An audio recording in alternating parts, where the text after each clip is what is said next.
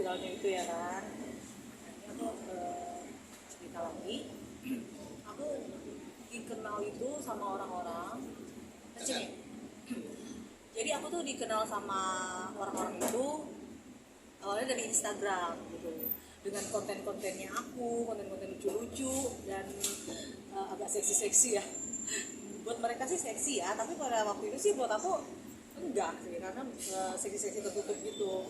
Nah ini aku seiringnya waktu follower aku tuh bertambah, follower aku banyak, dan buat aku itu tuh cuma main-main doang gitu, kayak cuma namanya kadang-kadang di rumah gak ada kegiatan, aku bikin konten lucu-lucu lah gitu. Dan buat aku itu tuh main-main, tapi nggak taunya teman-teman di sana, follower dia tuh itu lucu dan satu kemasan yang sesuatu lah buat mereka. Makanya bukan hanya dari keseksian aja kali ya yang dilihat mereka mau follow aku, karena kan yang seksi juga banyak ya. Mungkin dari kemasannya kali ya, dari arti videonya atau apalah yang mereka lihat itu. Nah akhirnya banyak follower di situ. Akhirnya aku dapat tawaran reality show di TV, dapat sinetron, udah banyak juga sih sinetronnya, sama aku juga dapat job nyanyi gitu, sama apa ya, layar lebar, kok udah lumayan. Jadi nggak bisa dipungkiri juga konten-konten seksi itu yang kata seksi itu cukup membuat nama dia ini roket juga ya. Iya, karena memang semua tuh kenal aku di konten seksi itu gitu. Yang julukannya kan dulu apa ya, yang tahun kemarin apa, pemersatu bangsa. Dia dari pemersatu bangsa, yang dibilang-bilang apa tuh, saya nggak tahu, ini lah apalah, nggak jelas, lucu-lucuan kasus kalian deh gitu. Apalagi setelah tampol itu kan, jadinya tambah nama aku tambah dikenal dari si tampol ini. Nggak ngerti kenapa pada ini sama tampol. Tapi itu akan dipertahankan atau gimana sih, tetap nyaman dengan image itu? Image apa? Seksi dan Sebenarnya sih enggak. gitu, Aku tuh pingin karena aku sekarang nyanyi, sekarang job aku tuh hampir setiap hari nyanyi, banyak banget, walaupun di sana banyak banget berita-berita sih bilang apa nggak laku lah, apalah, udah amat lah. Nah, aku tetap pingin seksi gitu ya kan. Seksi itu karena udah melekat ya, teman-teman di sana juga kan dengar Diana di Starlight tampol nih, pasti kan seksi ya, otaknya langsung seksi gitu. Nah, aku terjun ke lebih serius lagi mau nyanyi, tetap ada unsur seksinya tapi lebih elegan sih. Kemasannya tuh lebih elegan, lebih tertutup, nojol-nojol, kan udah seksi tau kalau nojol-nojol gitu. Jadi tetap seksi tapi kemasannya tuh udah berbeda, yaitu dikemas secara elegan aja sih buat aku. Tapi buat Kak Diana sendiri, sisi lainnya maksudnya nyaman gak sih disebut artis seksi terus tampil-tampil dengan brand image-nya tadi Kak Diana itu? Aku sebagai entertainer sejati, aku harus nyaman gitu. Aku tuh harus menerimanya dengan positif ya, dan akhirnya aku tuh harus menciptakan sebuah karya yang berkualitas buat aku, karena aku tuh yang sebenarnya nggak semua orang tahu, teman-teman tahu, aku itu bukan hanya nampol-nampol aja atau foto-foto seksi atau konten-konten seksi. Sebelum aku menjadi selebgram, aku tuh udah nyanyi dan memang udah syuting juga gitu loh. Pernah main sama Sule, pernah bikin album juga dulu sebelum jadi selebgram follower banyak ya. Jadi dan kenapa baru nongol sekarang aku nyanyi, aku up di sosial media ya karena buat aku kalau kita hanya seksi-seksi aja, nampol-nampol itu kayaknya akan hilang ya kan. Nah, kenapa di sini aku nggak menonjolkan bakat aku yang lain yang kemarin aku nggak keluarkan secara maksimal gitu ya. Nah, seiringnya waktu aku nyanyi, aku di mana-mana dengan penampilan aku yang contohnya di sosmed itu tuh seksi banget, apa itu di YouTube seksi banget. Aku kalau di off air itu aku malah tertutup karena aku nyanyi kebanyakan tuh di instansi polisi, tentara, kementerian gitu yang memang nggak boleh berpenampilan seksi. Dan aku memang bernyanyi di situ dengan kualitas suara. Nah, jadi gini, dibilang single, dibilang paling kan teman-teman berpikir ini Diana suaranya apa sih, karakternya apa gitu. Nah sebenarnya aku tuh basic itu tuh pop, suara aku tuh pop. Cuman aku di sini sebagai entertain gitu. Aku tuh mengikuti, aku menjadi penyanyi yang serba bisa aja dengan lagu apapun gitu. Nah, aku mau menyatukan antara nyanyi aku, karya aku, follower aku, image yang udah terbentuk, yaitu tampil-tampil seksi itu. Nah, buat aku pas itu tuh adalah lagu-lagu ambiar, lagu-lagu kayak dance booth, lagu koplo gitu. Jadi aku sekarang ini aku kebanyakan nyanyi lagu-lagu gitu sih, dance booth. Dan kemarin sempat bikin single dance booth pop, dangdut namanya. Tapi lebih nyaman mana dia? Karena kan sebelumnya Kak Diana pernah acting juga dan sekarang mau beralih transisi ke nyanyi gitu ya. Balik lagi menyanyi gitu. Mama di acting tuh kurang dapat gregetnya apa gimana gitu makanya. Sebenarnya kalau dibilang nyaman, aku nyaman semuanya karena aku memang bisa berakting juga. Terakhir kemarin film aku Angling Dharma season 1 sama season 2 itu ada beberapa episode banyak yang bintang. Angling Dharmanya si Abdal, aku permaisurinya Dewi Sekarwan. Nah, pada saat aku berakting gitu, aku benar-benar menuangkan semua energiku di situ. Jadi memang totalitas dan maksimal pada waktu itu ya. Dan aku gak ambil job nyanyi waktu itu.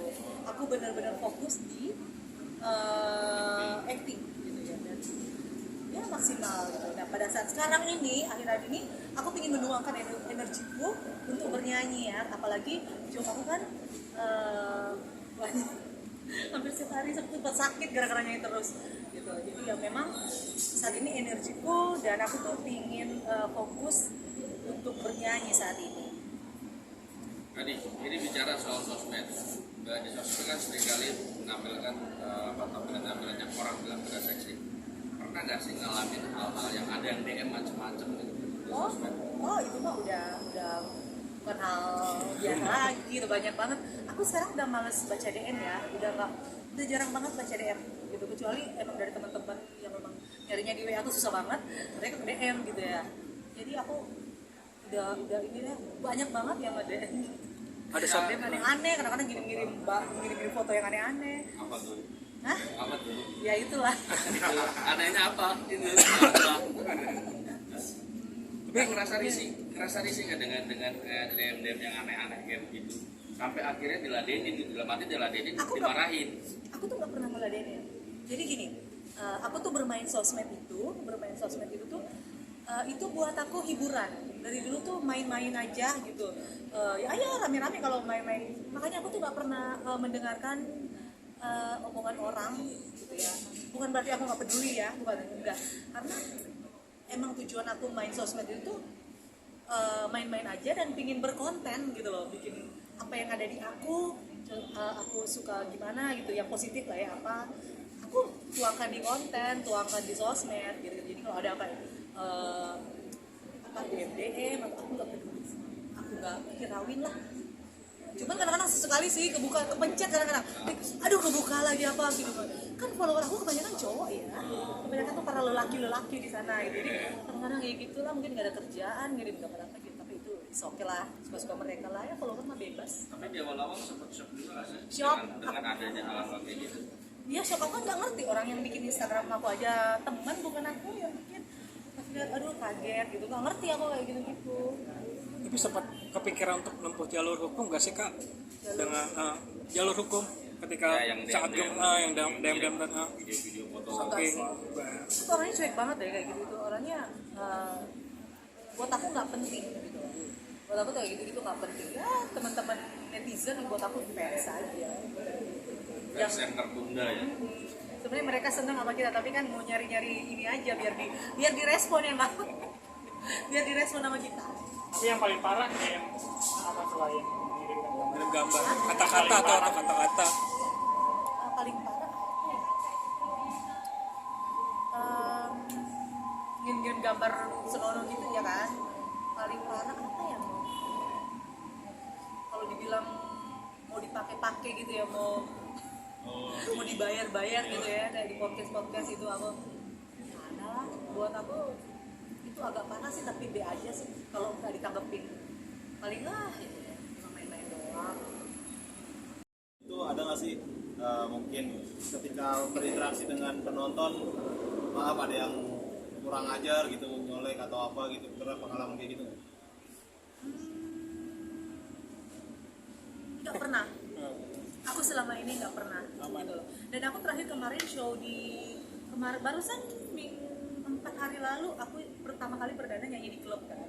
Nyanyi di klub pastilah ada, tapi setiap kali aku show itu biasanya ada yang jagain sih. Ada security lah dari penyelenggara, ya jangan ada perizinan. Tapi kan di awal tahun 2023 mungkin apa sih Kak yang target dari tahun ini Kak sendiri, di Kak Diana sendiri target utama di tahun 2023 ini? Jadi gini, kalau dibilang target, aku ingin semaksimal aku untuk berkarya ya. Yang sekarang aku lagi itu nyanyi gitu loh. Ya, kalau ini aku ingin ngeluarin single, dan semoga single aku itu diterima gitu di semuanya, bisa meledak lah, bisa nampol. Gitu sih. Karena ya aku lagi tekunin nyanyi sih, lagi seriusin di nyanyi. Karena job aku tuh banyak banget dan semua orang tuh pada nanya, lu nggak ada single? Single tuh ada, aku tuh udah punya single, bisa dilihat di YouTube ya. Aku punya single, cuman belum ini aja gitu, belum terlalu nampol gitu ya kan. Ya semoga single aku begini bisa nampol. Sepadat apa sih Pak jadwal? Hah? Sepadat apa sih jadwal manggung untuk nyanyi? Aku tuh hampir setiap hari, kadang aku malah pingin istirahat, aku bukannya sombong ya. Karena aku tuh pernah sakit gara-gara nyanyi terus. Makanya aku sekarang lebih memilih gitu. Di bulan ini aja aku keluar kota berapa kali ya? 4-5 kali aku keluar kota. Nanti ini aku keluar. Ya muter-muter Indonesia dulu ya. Semoga kita bisa keliling dunia aja lah. Biasa kemana aja Kak? Hah? Biasa kemana aja keliling kota itu biasa kemana? Ke Makassar, ke Balikpapan, ke Bandung, ke Medan, ke Papua, ya gitu.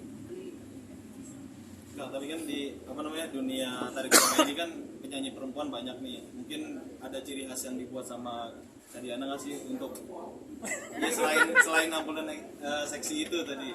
Nah, kalau dibilang ciri khas itu, yang satu gini, yang satu membuka mata dari kadang-kadang gini ya, ada yang ngundang aku itu cuman karena lihat podcast atau sosmed beredar di Starlight itu nampol-nampol seksi-seksi. Mungkin mereka cuma pengen lihat keseksian itu. Kebanyakan itu dari luar kota ya yang undang gitu. Penasaran ya. Tapi pada saat aku tampil itu menutup dan membalikkan semua pikiran-pikiran mereka. Maaf ya, ini yang ngomong kliennya loh, bukan aku. Ini yang ngomong orang-orang yang biasa ngundang aku nyanyi. Membuka mata mereka bahwa ternyata aku yang penyanyi gitu loh. Aku bisa nyanyi gitu kan, bukan yang hanya seksi-seksi aja. Jadi aku tuh bisa menempatkan diri aku. Makanya dari dulu aku selalu tekenin sama teman-teman. Di podcast apapun aku bilang yang kalian lihat di sosmed itu hanya sebuah konten.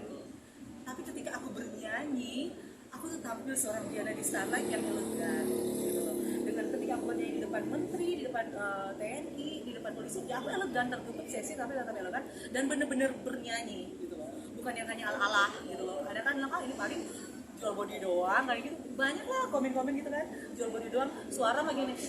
Ya aku juga nggak bisa menjawab semua. Biarkanlah waktu dan juga apa yang kalian lihat nanti gitu. Dengan usahaku ya, dengan usahaku dan juga teman-teman juga di belakangku gitu. Nah jadi itu sih memutar semuanya gitu, dari yang seksi-seksi tapi ketika aku live. Dan juga tadi tanya khasnya ya. Nah kalau dibilang khas, kenapa kebanyakan aku nyanyi lagu koplo dan lagu-lagu dangdut ya? Karena aku mau menghubungkan antara si tampol-tampol ini nggak mungkin dong kita nyanyi lagu pop. Apa lagu mahal ini tuh yang sisa rasa di dada, nggak mungkin dong, boleh lah kalau mau ngelawak ya kan. Itu masuknya kan di lagu-lagu pop gitu. Jangan goyang gitu sambil joget, tampol nih ya, itu masuk. Makanya kenapa aku sekarang lebih mengambil momen itu gitu loh. Mengambil momen itu, dan sekarang banyak loh yang nanya, Kak keluarin lagu tampol dong. Makanya sekarang juga aku lagi berpikir gimana aku mau mengeluarkan lagu tampol tetapi tidak mengumbar keseksian, Jadi anak-anak pun semua dari kalangan anak-anak sampai orang besar tuh itu, jadi kemasannya tuh jadi positif sih dari sebuah karya lagu gitu loh, bukan yang hanya menonjolkan, tapi jadi lagu yang nampol gitu ya, tapi tetap nampol gitu. Gimana sih, lagi mikir itu juga konsepnya. Kota mana kak yang paling berkesan dan di luar ekspektasi kakak ketika mana? Kota mana yang paling berkesan dan di luar ekspektasi dari kakak? Kota yang berkesan itu di Lubuk Linggau. Di Lubuk Linggau berkesan, di Luwuk berkesan, Makassar berkesan. Aku kayaknya setiap kota kayaknya berkesan gitu loh. Punya ceritanya masing-masing. Euforianya tuh berbeda. Nah, dan aku mungkin kadang teman-teman bilang, kok lu jobnya setiap hari? Ya, karena aku tuh itu yang aku bilang tadi, aku tuh menguasai genrenya banyak. Mau disuruh nyanyi lagu dangdut, aku bisa dangdut, menghibur, tampol nih. Disuruh lagu pop, ya aku bisa bernyanyi elegan gitu loh, nyanyi lagu pop, karena kan aku sih kita harus memang serba bisa sih di dalam entertain.